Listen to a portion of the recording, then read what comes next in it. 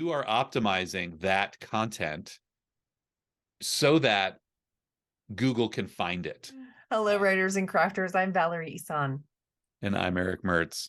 And this is episode 109 of the podcast. It's April 5th, 2023, as we record this. And our main topic today is SEO, which is part 2 in our Marketing That You Own series. We don't have any new patrons this week, but you can go to patreon.com/Valerie Isan for multiple tiers, benefits, awesomeness there. And also patreon.com/Strange Air Stories for paranormal mysteries released every month. Plus awesome videos on the story inspirations. I love those. Those are rad. I'm actually looking for, I've got one coming out this week, and I'm kind of looking forward to talking about the story. Cool. Videos are what I look forward to. They're fun to make. I haven't had a comment from a listener, but we did get some new topic suggestions from a listener. So I'm adding that to the list. And I also have a list of people that started that listeners want to hear us interview. Oh, did I say that right? yeah, it made sense to me. All right, cool. So keep those coming in, and we'll keep putting them on the list. Right. Announcements. As this episode goes live, it will be the week of my new group coaching cohort that starts. The new cohort chooses the day out of Tuesday, Wednesday, Thursday. So I don't know if it actually will have started, or if you can still get in, but it is on sale right now for $333. And it runs from the it runs from, I'm just going to say April 11th. That's the Tuesday. So it'll either be Tuesday, Wednesday, or Thursday, to June 7th. Again, either Tuesday, Wednesday, or Thursday. And yeah, that date and time is negotiated by the cohorts, but it's just going to run for 2 months this time because I've got some early travel coming up in the early part of summer. So I can't do the full 3-month cohort this time. So that's why I have the discount. So if you want to check that out, it's valerieisan.com/shopping/group. What about you? You have any announcements? Nothing new and spectacular here. Just Okay. kind of nothing. Yeah. Okay. Author update. What about that? Stop and look around and say, what have I been doing? I know, right? I had to look at my planner to find out what I was going to say. What did I do? What did I do? And the funny thing is, I just scrambled. Right. The funny thing is, like, I just did it yesterday, whatever that was. Like, whatever I was doing it yesterday, and I can't remember today. I am plugging away. I have, I'm plugging away on a couple of books in my series. I'm getting to a finished point on those. They're in different stages. So I guess I will be rapidly releasing books later this year, probably during the summer, which just by virtue of having 2 projects done at around the same time will be interesting. No, actually, it's not. It's kind of a happy accident. I had the next novel in my series. I'm on draft 3 of it, and it's sort of bigger and more complicated than the last one. It ties more things together. And so I made the pledge that I was going to give it one more pass through my writers group before I called it done, like another serious, informed rewrite. And so in the process of doing that, like, my writers group critiques slower than I write. I started writing something. I thought, well, this can go in the middle. I'll just write something short that will go between the next 2 books in the series. And so I took an old story idea that I'd been sitting on, started writing it, figuring, oh, this will be 15,000 words of just something to plug in that fits. And I enjoy it. Well, we're now at like 44,000 words. And I think we're getting to book length at this point. So lesson to you all, be careful when you start trying to plug holes in your release schedule, because you may just like create new books so yeah. But I will say that one of the things I'm learning about it, and maybe we talk about this as a topic, is when you're writing a series with ideas, you've got like sort of big concept ideas you're trying to tackle. It's hard. It's hard if you're dealing with big concepts, it's hard to treat them lightly, I guess. And I think there's a few things in the series that I thought, oh, I'll glance on that. I'll take a little look at that part of the whole storyline. And then once I start trying to write that little piece that just touches that part of the story, I fall in love with it and I write an entire book. So I don't know. What about you? Strangely, I attended this Passion Planner quarterly check-in meeting on Thursday, which was March 30th, as we're recording this. And so it was, the reason I brought that up was because normally I do monthly reviews. And so I did the quarterly review before I did the monthly review for March. So that felt really strange to me. So I still haven't actually finished the monthly review for March. But I kind of extrapolated because, I knew what happened and what went down, and I knew most of the lessons I'd learned anyway. So the quarterly goals are set, for the Q2. So that was good. My quarter one group coaching cohort finished up yesterday. So that's done. Ready to start the next one. And Cool. this is gonna go into my reading update, I guess. But I did a bunch of knitting Oh, because I was interesting. listening to an audiobook and I couldn't stop listening to the audiobook. So I did like 9 hours of straight knitting and listening to this audiobook over the weekend because I couldn't stop listening to the audiobook. That's funny. So the audiobook that I just finished was called The Writing Retreat by Julia Bartz. It's a thriller. It's really chilling, actually. So after I finished listening to the audiobook, which was late into the evening for me, it was like 10:30 or 11 or something. So it was late for me. And that's like my max. Like I really need to get to bed right around that, or I start feeling really crappy. But I couldn't go to bed right then because I had just finished listening to this really creepy book. And my husband was out of town, so it was just me and the dogs and noises in the dark, so I ended up having to watch like 3 episodes of Schitt's Creek just to sort of like cleanse the palate. I mean, I loved the book, but it was like, I can't sleep now. So so I got a That's whole bunch funny. of knitting done.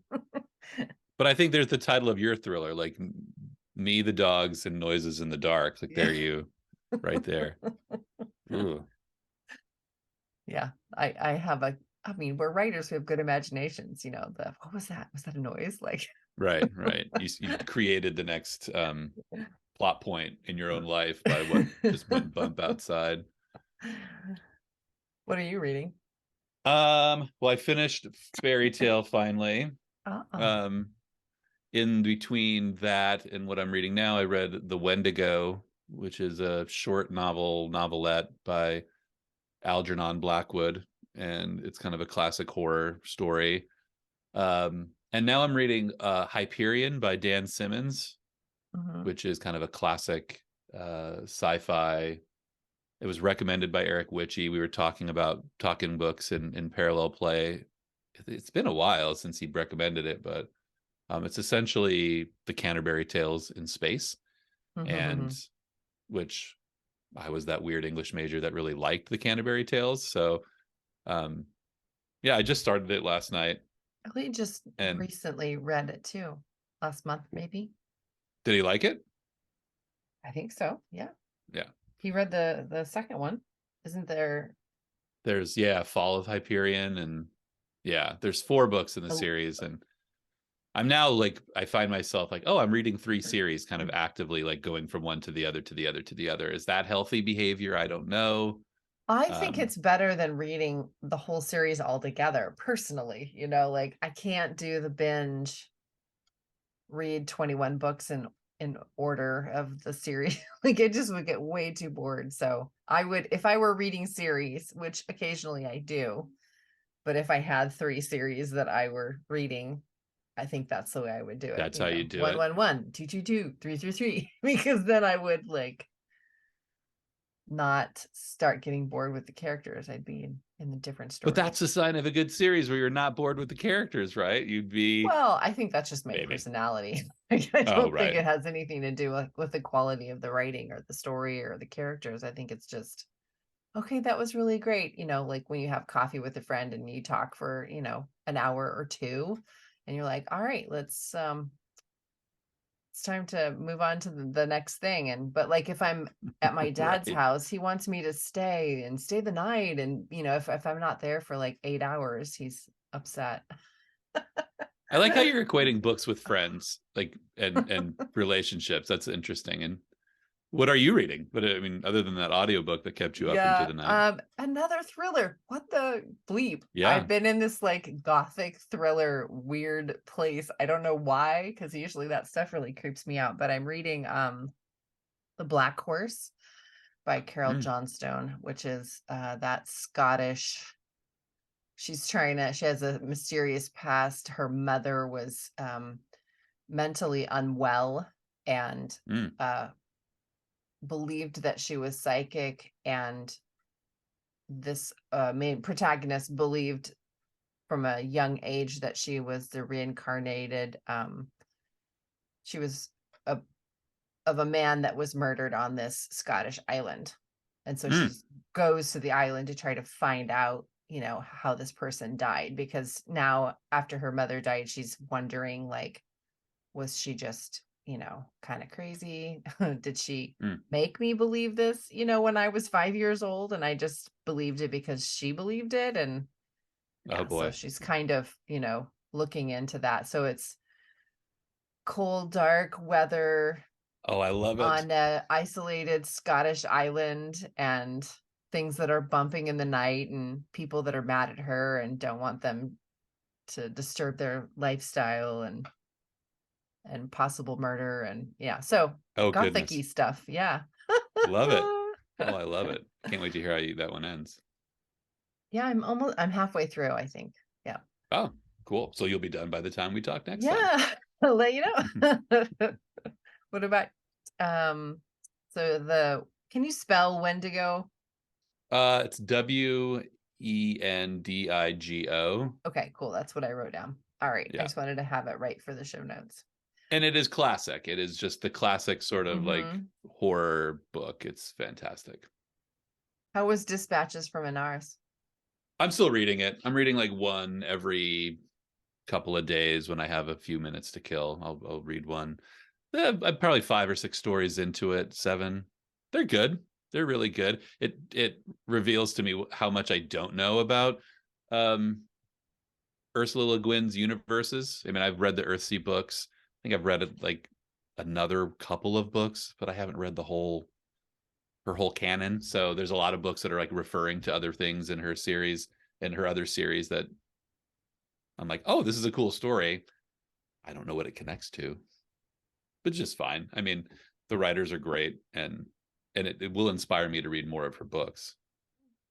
Okay, let's start talking about SEO. So we'll have to start again by saying SEO stands for search engine optimization. And it's just, I mean, in its very loosest terms, it is a way that you are found on the internet. Right.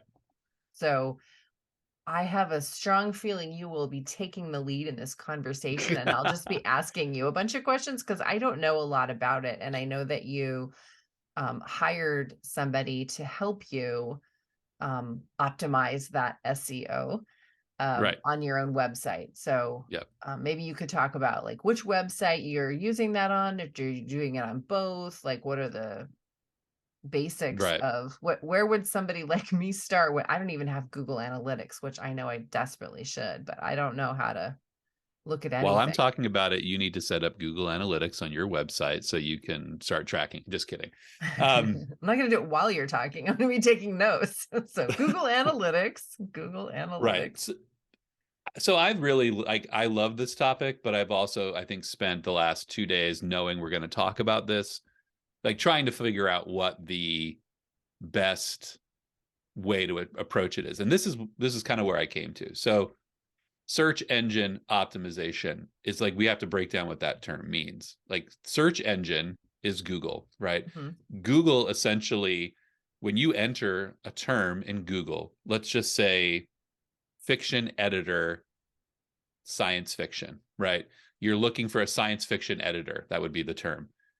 Google, when you enter that, Google will take the millions and billions of websites, web pages that are out there, and it scans those, essentially scans those pages to figure out what page is the most likely going to give this person what they're looking for. So search engine optimization is tailoring the content on your website or any page on your website, any page that you put up, because that counts for YouTube pages, YouTube videos. It counts for, actually also kind of counts for your Amazon pages as well. That's just basically a search engine.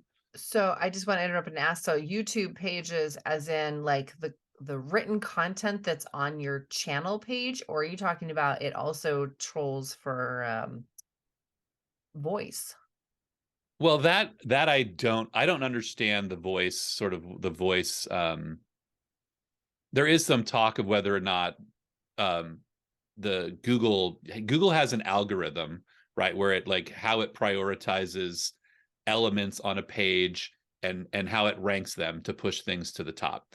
There is, but basically when you put up a YouTube video, that's essentially a page that has all the content that you write on that. When you'll write, hey, this is a Oh, writer the description podcast, part. Okay. right? Hmm. um, so the optimization part is when you're building a web page, again, any page, whether that's the front page of your website or it's an individual blog on your website, you you are optimizing that content so that Google can find it. If you're a science fiction editor, and that's the business you want to be in, then you are going to tailor the content on your website for that, because that's a search term that uh and I don't know the analytics. This is why you need Google Analytics, because it will tell you what terms are searchable. But if there's 10,000 people every month searching for science fiction editor, you want to make sure that your content rises to the top of the Google search term that you're trying to market yourself in. So when you're, and really when it comes, what SEO is about is your site is a whole, your site is sort of the whole newspaper. Hmm. Think of it in journalism terms, old school journalism newspaper terms. And each section or each page is what you're trying to optimize. So I optimize my business pages.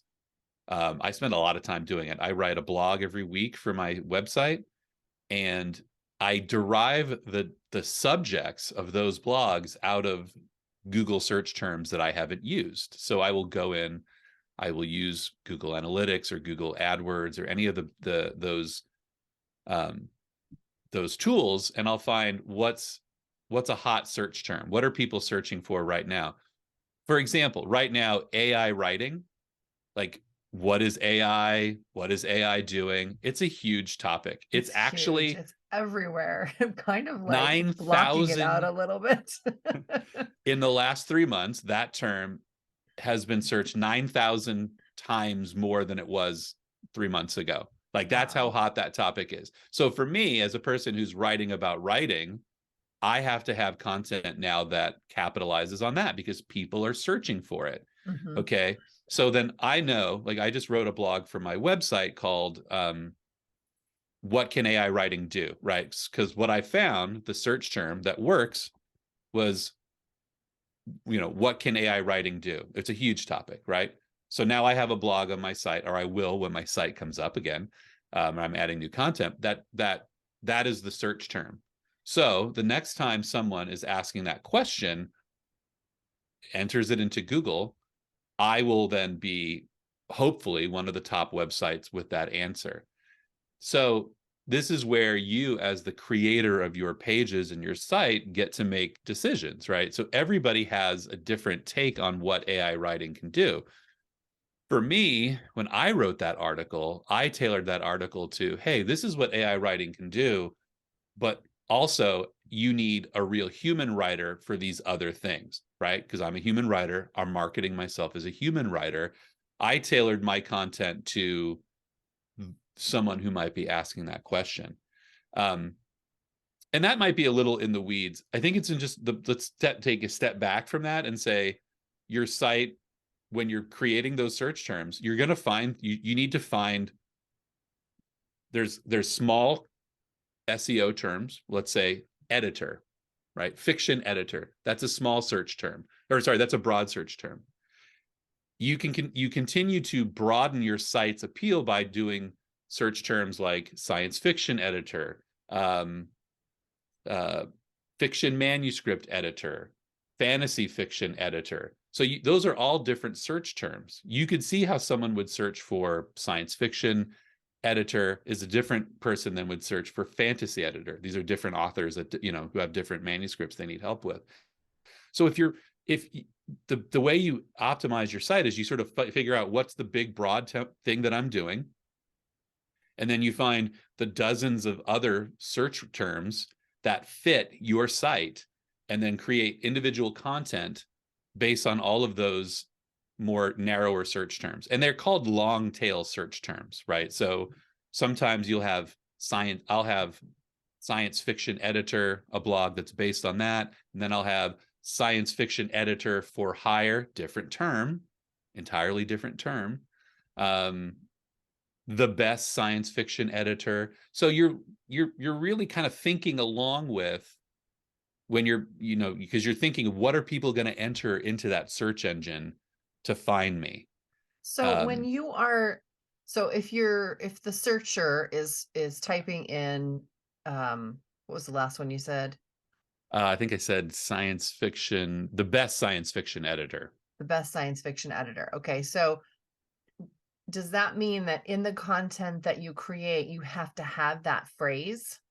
That phrase exists, and there's tools you can use on your blogs and on your pages that will tell you how many times that phrase should exist in, let's say you're writing a 1,000 page blog. Sometimes they feel like they're 1,000 pages. If you're writing a 1,000 word blog, you're going to need to put that term in 4 times, right? So you'll have to figure out a way to get that term into the content enough. Because what Google And in then a does, natural way, though, because the keyword stuffing is very obvious to someone that's reading content, I think. it can be, but then that's where knowing all the ways to use those search terms, and we can get into that, but like there's ways you can, I figure out a way. My SEO person says it all seems very natural. It doesn't seem like keyword stuffing is where, and you can really see keyword stuffing. So just for reference, what keyword stuffing is, people will write blogs and they will put 20 instances of that term on there, because one of the things Google looks for is, well, how many times does this page mention that thing, right? If it's just on the headline, it doesn't, maybe this blog isn't about that. That's what Google does.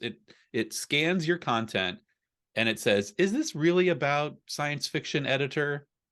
Oh, okay. Well, he's got a headline that says that, and he's got it 4 times in the text, and it's in the footer, and it's in the meta description. So yeah, this must be about that. Push it to the top. Mhm. It finds those keyword stuffed articles, and it will push them down. There's actually tools that you can implement on your site that will tell you whether or not you've overdone it. Like, you need to remove some instances of those And what keywords. tool is that? Is that a part of the Google Analytics? So I use something called Yoast. So if you're building a website and you want to do SEO, If you want to optimize your site, I always it's weird using an acronym for like as in place of a word. If you want to optimize your site for search engines, you want to use something called Yoast. And what Yoast does is it's something that it attaches itself to your site to each page as you create it, and it basically gives you red lights and green lights for certain elements of SEO. It'll say, you need to put that in the headline, or you've put it in too many times, or you've used this phrase before. It does all that thinking for you Okay. so that you're able to naturally fill that stuff in. Cool. So that optimization, so somebody who's unfamiliar with this might read this and listen to this and say, okay, so I have to do one page on my website about science fiction editor, and boom, I'm going to hit the top of the ranks and I'm going to be a science fiction editor. Hmm. So Uh, search engine optimization is also, there's a lot of other things that go into it. When you put out that blog that says science fiction editor, Google recognizes it. Google does something called crawl. It crawls your site on a regular basis to see, and it re-indexes your site based on all of the new things you've created or the things you've removed, and it moves you in the ranks for each search term. It's a very simplified way of thinking of it. You can't, it's not realistic on a site with one page to rank for that keyword because you're just one site with one page with one keyword. What pushes your site up is when you rank for multiple related keywords. So, editor, we're using that as an example. You're going to want to rank for fiction editor, nonfiction editor, science fiction editor, literary fiction editor. You want to be Google will group those terms, and it understands that people who are writing will, they're going to be drawing from this pool, and the more words from that pool you are using, the more likely you are to be found for any one of those terms. So individual pages are what you need, but you need an array of individual pages in order to start ranking. So anecdotally, for me, my site launched in 2011. I didn't get probably my first job through my site until 2012, but all the while I was creating content. It mhm. really wasn't until about 2017 before I had a real, like, I could really count on my website for a bulk of my work. Now, there's a lot of things I could have done differently. I wasn't exactly, strategically targeting keywords, and I wasn't working with anybody. But for someone starting out now, the key is, understand your market, get tools. You need Google Analytics and you need Google AdWords and something like Yoast. And from there, you can strategize and see what terms are trending, what terms have a large search volume. That's what things like Google Analytics do for you, or Google AdWords and Analytics do for you. It'll say, there might be 1,000 people searching for science fiction editor every month, but there might be 10,000 people searching for best science fiction editor. So you would want to prioritize, well, more people are searching for this term, do that blog first, and then work your way down, get to the, work from the bigger keywords down to the smaller keywords. And after, I think after a few, a dozen or 2 dozen pages of, of having like targeted content, you start to push yourself up in the ranks. And that's what Google Analytics will do. It will show you where you're ranking, what you're ranking for. And Google does some odd things. Like, I didn't intend to become the ghostwriting screenwriter, but I am like Apparently you number are. one. I am like number one in anything related to ghostwriting and screenwriting. Somehow I think those are non-competitive keywords. There's just not a lot of people out there writing that content. So Mhm. as I was writing that content, because Google recognized there's nobody else writing this stuff, but people are searching for it, give them to him. And so it's a bit of marketing. There's a lot of strategy that goes into it. One of the things I think for a new website person that is really that why I think just getting into the SEO side of things early is why it's important, is it will help you come up with topics. It really, for me, I sit down every quarter and I go through what are the trending search terms, and I plan a quarter's worth of future blogs based on what new search terms are hitting. Like, for example, NaNoWriMo, yeah, is a I had an SEO person think that was he was going through my site and he said, well, we need to, like, what is this keyword? It looks like a glitch. And I said, no, no, Mm-hmm. no, no, that's not a glitch. That's a thing. But every, September and October, that keyword starts to trend, Mm-hmm. and you want, so there's, if you're strategic and want to build especially an author services website, find out what those services are, find out what the keywords are, and then plan content based on that. Um, that is how you move your site forward in Google. Okay, so if you are a an author that provides services for other authors, the examples that we've talked about so far have been spot on. So, and it sounds like the same could be said if you are a nonfiction author Oh, and yes. you are writing specifically, about this topic that you are an expert in. Right, right. But how does it work for fiction authors? That's the sound of like, Don't know yet. well, I do and I don't. So this actually leads us into sort of a bigger topic, right? One of the bigger topics in SEO, and that is what are competitive keywords and what are not competitive. And I touched on it before, but so that brings to the topic of what keywords, like attainable keywords versus more difficult keywords for you to rank in. I have on my side, I have keywords in blogs for Mhm. ghostwriting. Those are very competitive. There's a lot of people that are trying to get to those keywords. I am more profitable as a business when I target things like best ghostwriter for hire, Portland, Oregon, because that's a narrower keyword. There's fewer people searching for it, and so it's less competitive. So one of the things that they teach you to do as a writer, as a SEO writer, is take the low hanging fruit, get the stuff you can easily optimize. Now, this is the way to say, as an author, if you like, think about mystery, if you're a mystery author, right?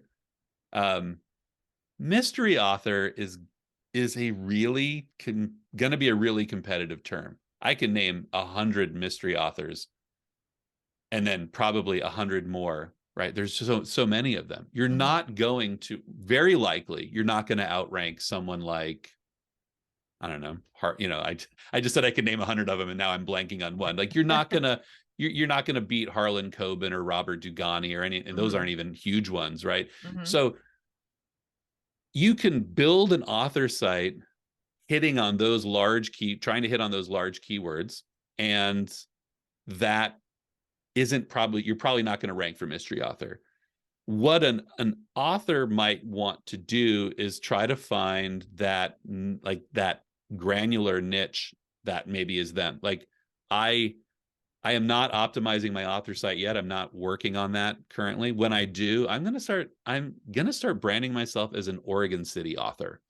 Um, and partly because I'm moving to Oregon City soon. I'll be moving there within the next year, likely. But it's also less competitive than Portland author, less Mhm. competitive than. So it becomes about branding. I think when you're talking about an author, you're going to want mystery author. You're going to want mystery author and location as keywords that you're using. Those can't hurt you, but don't be surprised that when you look at the ranks for mystery author, if you're not in the top 100, find the granular things, books about haunted towns, book. And so books about haunted towns. Now you can write, here are my 10 favorite books about haunted towns. Oh, and by the way, I write about haunted towns. Mhm. Here you go. And I think that that's where the marketing becomes like, it's less about attracting people directly to buying the book, but it's more about, who you are as an author, the author experience. I think you have to think a little more broadly. This is why I think a lot of people do really well with, like, as booktubers, bloggers and those kind of things is they're marketing their books through the content that their books are associated with. Because you can't, again, you couldn't put like a romance author, you're never going to rank for that. But if you are, small town romance authors, best small town romance authors, and that's what you write, then you can start to draw that that traffic. Because again, Google's whole objective is you are the customer, and it is trying to figure out, if I'm looking for mystery author, what's the most appropriate mystery author? What am I likely looking for? Not a guy living in Portland who's got 2 or 3 books on Amazon, however good they might be. It's going to take like the biggest fish in that pond and try to put it in front of you. And so if you're not the biggest, if you're not the biggest fish, be the best small fish. Ooh, be the best small fish. I like that. Be the best small fish. This sounds very much like Amazon keywords and categories and trying to find the niche. You can't just put, grief memoir in the title. Right. You have to really narrow it down to grief memoir for women, grief memoir for teens. And look, Amazon's just a search engine. That's all it really is. It's just a search engine targeting products that Amazon sells. When you create a page for your book on Amazon, you would treat it the same way you'd treat a page in Google. You're going to want to optimize what are those terms. You're going to want to create, and you can use Kindlepreneur. You can even use Google Analytics for that as well, because there is some crossover between Google Analytics, Google searches and Amazon. So yeah, I mean, really search, if you think about any activity you're doing online, it's a lot. You're engaging a lot with search engines. You're asking these, I mean, Google's the biggest one, but you may use Bing, you may use Yahoo. If you do, I'm sorry, Yahoo's kind of a dead, kind of dead. But if you're using any of those things, like, you are basically, conceptualize what you're doing as you're asking Google a question and Google is providing you an answer. You just have to, as the creator of content, answer what you anticipate that question to be. I want to go into the weeds a teeny bit and really fast as we close, because I think that this is all fantastic information. And like, how do I mean, we've talked about how to put it into practice. You've talked how to do that, but I kind of want to take it another step. And you hinted about, like, every quarter you go through something and you look for the trending search terms and you plan your quarter of blog topics. So are there any other like really strategic tips like that? Like, what is your process?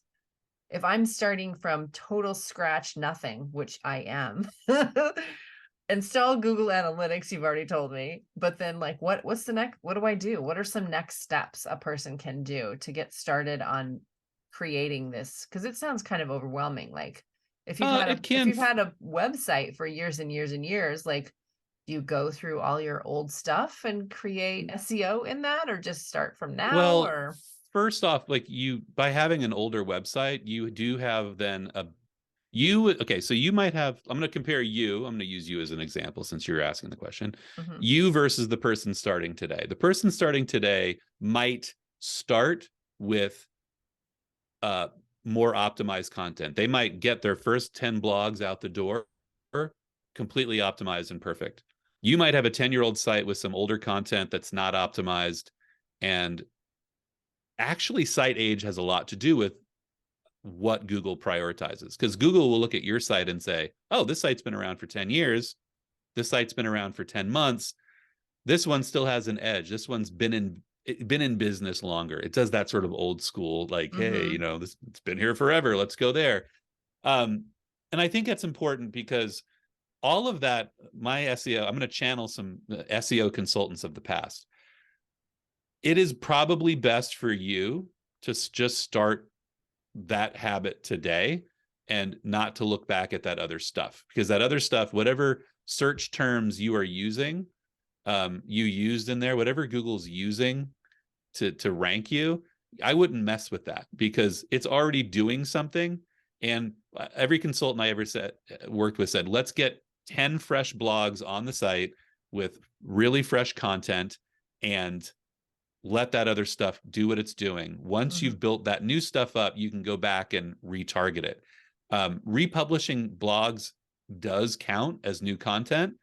It's just probably not your best use of time. If I were in your situation, what I would do is I would do some brainstorming, some planning on what are the search terms people, what do I want people to find me for? That's what my consultant and I are doing right now. She says, really, what do you want to rank for in 6 months? And so we've created a ranking list of like, and I rank them by what are the highest paying jobs. So I would come up with, here are the 5 things I want people to find me for. Let's say it might be, author consultation, fiction editing, nonfiction editing, book layout, and ghostwriting. I mean, I know those aren't your terms. So let's say those were your 5. I would take each of those terms and I would put them into AdWords or Keyword Planner, which are other Google tools. And when you put in a very general term like fiction editing into AdWords or Keyword Planner, what Google will spit out is, well, you said this. Here are 50 other keywords that sort of fit that term that you might want to consider. And it ranks them by search, how much they're searched, how competitive they are. So I would take that broad search, whatever it is, let Google give you the 50 keywords that fit that, and I would rank them by how competitive they are. I would start with the lowest competitive terms and write a blog a week based on starting with the lower competitive terms. And when I say lower competitive, like there's going to be terms in there that just make no sense. Like it'll be ghostwriter movie. Like there was a movie that called Ghostwriter years ago. Obviously, I'm not using those key terms, but I'll find like, hey, this keyword, a lot of people are searching for it. It's not very competitive. Bing, that's my target right there. And you can also, it'll also tell you how much it costs to run an ad for that keyword. And if you ever want to run ads, you can start to use, gives you how to strategize that. Let's say memoir consultant right there. It'll probably give you 15 to 20 words. Choose the ones that make the most sense and start writing those. I do things also I have 5 or 6 things that I seek ranking for. And I try to do a blog I try to do them in, like, I don't do all screenwriting 1 month so I do one on screenwriting, I don't know if that has anything to do with it. I still think of myself like a newspaper where I don't want to put out 10 articles on the same thing in 10 weeks. But that's how you do it. I would just start where you are now and consider it fresh. And Google responds to the newest stuff first. So you might have 20 blah blogs, but if you then add 20 great ones on top of it, it looks at where you're going. And there's a lot of other ways to play with that SEO tool, but these are the basics. It really starts with the content you have on your site. Everything else you do, like blog swapping, like backlinking, all those other more technical things, you can't do without content. So, and you want that content to rank. And this is how you do it. It all starts with content. Yeah.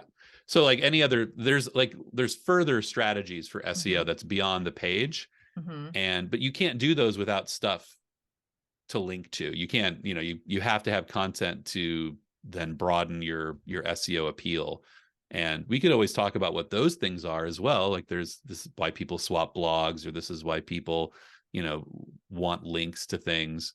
So there's some importance there, but for the most part, you got to get your content straight. So is there any way to provide, how do I say this? What other content can you provide to get popped up in the Google search engine ranking besides a blog post? So you want Okay. So let's say for every blog you put out, you add pictures. You give pictures keywords as well. And you can rank for this is I just learned this. I'm passing along some knowledge that's new to me. You could rank for an article for a keyword, and you can also rank for a image for a keyword, which as we become more visual, right, we want, like, people will search an image search for something, and that gets you to the top of that rank. If you have a video, let's say you take this video right now and you post it on YouTube, and then you optimize it. I would optimize it with SEO for authors. That would be probably the keyword that I would use it for. Put it on your site, use that. This will also rank too. Like, so you could potentially, out of one blog that posts this podcast, rank for an image, the content, and the video. And all of that, Google is like, oh my gosh, this site provides all of this stuff. Hmm. And so it's really, I mean, people who don't optimize their pictures are losing out, because I How mean, do you there's so many optimize things. your pictures? Is there a place where you add in metadata for photos or something? Yeah. So when you post your pictures, if you're using WordPress, I'm sure that all the other dashboards provide it too. You can give meta tags to your pictures. You can give yeah, all that meta tagging is really important. There's also some like keywords that you can put in your term, that you can put in that that will rank it for that rank it amongst images and will rank it amongst articles. It's Yeah, everything and that's why Yoast is really important, right? Because when you get into Yoast gives you the basic. Yoast is free. So if you're going to build a site, this next thing I would do is install Yoast. And then Yoast will go in when you start a blog, you tell it, hey, I'm going to try to rank for memoir consultant. And then it'll start to tell you, well, you don't have, it doesn't appear enough, and it's not in the headline, and there's no images, and those images aren't tagged. So it gives you a basic checklist that after a while becomes like second nature. When you build a blog, it becomes, yes, Yoast just guides you on how to do it, and you never really have to overthink it. Okay, so the top 3 things to do to optimize your content for SEO is number 1, install Google Analytics on your website. Number 2, install Yoast Yeah. on your website. And then 3, brainstorm for those search terms. And then Yes. take each Use term those and tools. yeah.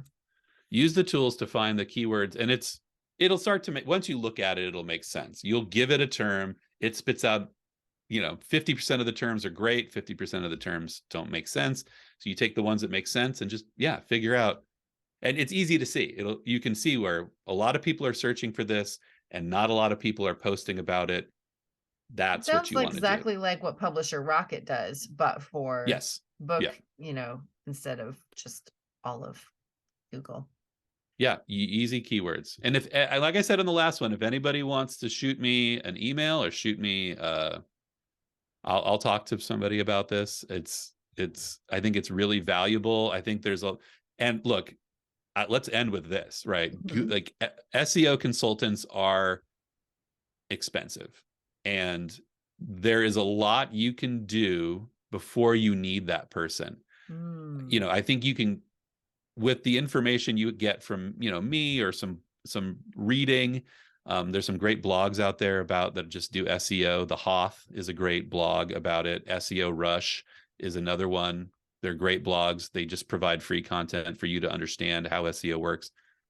I think you don't go hiring a consultant right away. Get your site going, get to the point where it's working, but it's not working well, Mhm. before you can get a consultant, because there's a next level to all of this. The woman that I'm working with is she's a mad scientist. She gave me some keywords and like that I hadn't even thought of. And the strategy she's using is different than I understand.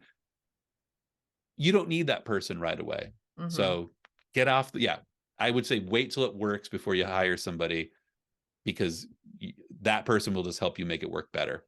All right. Awesome.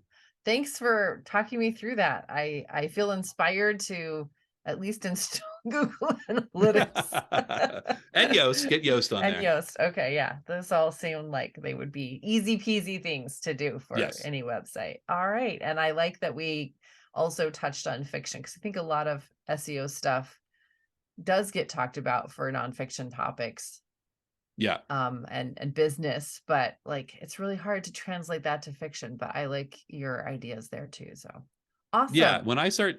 I think when I start working on my author, I'm sorry, I interrupted you there. When I Mhm. start working on my website, my author site, and I start to do this, we'll talk about some strategy, like some branding strategies. Because I Mhm. think when you're selling a product, it's easy. You're branding yourself as the salesperson of this product. That's an easier marketing. But as an author, yeah, it's like, how do I do this? Books All about right. dogs, you know.